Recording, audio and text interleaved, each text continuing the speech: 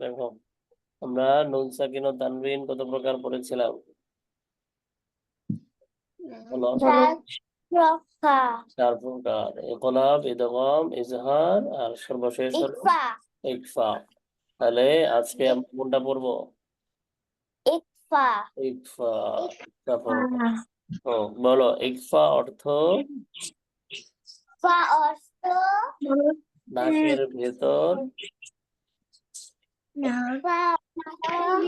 নাকের ভেতর, নাকের ভিতর নাক আছে না, নাক, নাকের ভেতর লুকিয়ে, নাকের ভেতর লুকিয়ে গুণনা করে পড়া।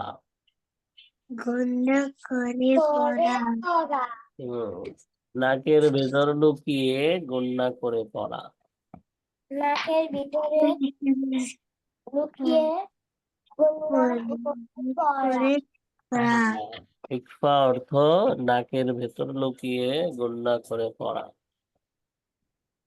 ইকফা অর্থ বলো। নাকের ভিতরে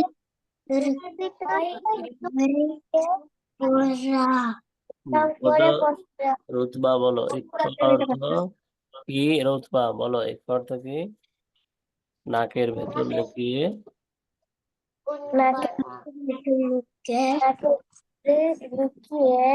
গুণনা করে পড়া।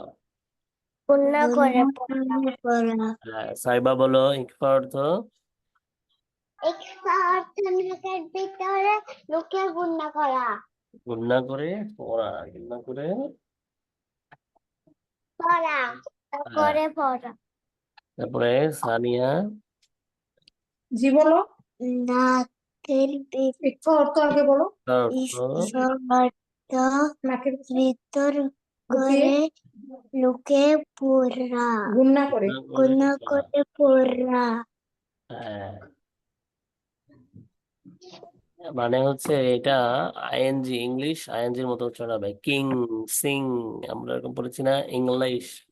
কিং, কিং বললে কি হয়? সে এরকম আওয়াজ হয় না, কিং। সিং, বুঝতে পেরেছো? ম্যাঙ্গো, ম্যাঙ্গো, তাহলে কি হয়? এরকম নাকের ভেতরে যায় না আওয়াজটা। কিং বললে, কিং বললে কি হয়? সিং বললে নাকের মধ্যে যায় না আওয়াজ। জি, কিং, কিং বললে আওয়াজটা কোথায় যায়? নাকে। তো তো নাকে নিয়ে এটাকে গণনা করতে হবে। পড়ার সময় একটু ভালো করে বলবো ইনশাল্লাহ। এখন হচ্ছে আজকের কাজ হচ্ছে হরফ গুলা মুখস্থ করা। ইকফার হরফ গুলা হচ্ছে সবচেয়ে বেশি এবং সবচেয়ে বেশি ইম্পর্টেন্ট। হরফও বেশি, ইম্পর্টেন্টও বেশি। ইকফাটা বুঝলে বাকিগুলা তো, ইজহার তো নর্মাল, আর ইদগম তো কি করা যায়, মিলিয়ে পড়তে হয়। সুকুনের পরে তার দিদ আসলে এমনি মিলিয়ে পড়তে হয়। আর ইকলাবের হরফ তো একটা।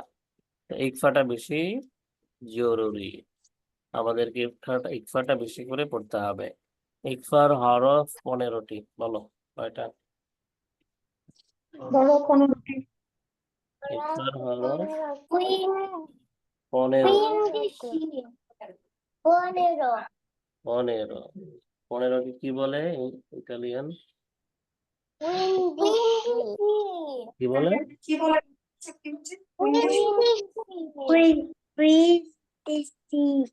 বুঝতে পারি না। আমি তো তোমাদের কাছে ইটালি শিখতে হবে তাহলে।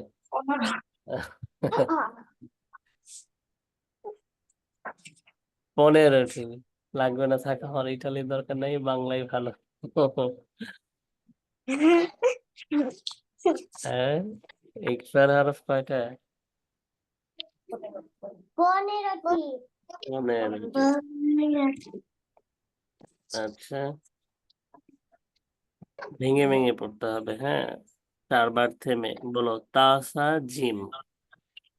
তাসা জিম। এখানে কি কি হরফ আছে? প্রথমে তা আছে না, জি, এরপরে কি আছে? সা আছে, এরপরে জিম আছে। এই তিনটাকে একসাথে তাসা জিম বলো, তাসা জিম, তাসা জিম। তাসা জিম।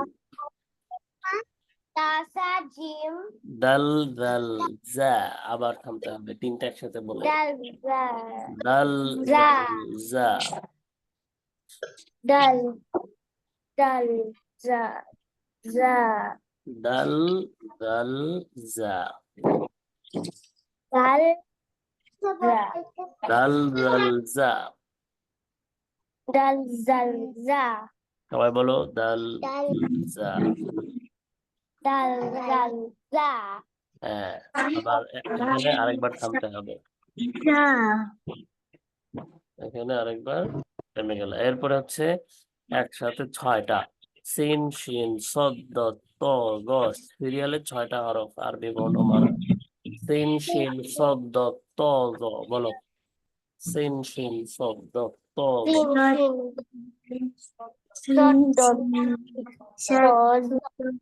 সিন শিন সদ দত ত গ, সিন শিন সদ দত জ সিন শিন সদ দত ত গ, দ দ সিন শিন সদ দত ত গ, বলো সিন শিন সদ দত ত গ। সিন শিন সদ দত জ ফা কফ কফ ফা কাফ কফ কাফ, ফা কাফ, কফ কাফ, কাফ কফ কাফ ফা কফ কাফ। এখানে হলো কি হলো, 4বার থামতে হবে। তা সা জিম, আরেকবার থামলাম। দাল জাল জা, আরেকবার। সিন শিন সদ দত ত গ, এখানে একবার থামলাম। ফা কফ কাফ। 4টা পজ দিয়ে ইকফার হরফ 15টা পড়তে হবে। বলো ইকফার হরফ কয়টা? 15টি। 15টি। প্লেন যাচ্ছে। ইকফা অর্থ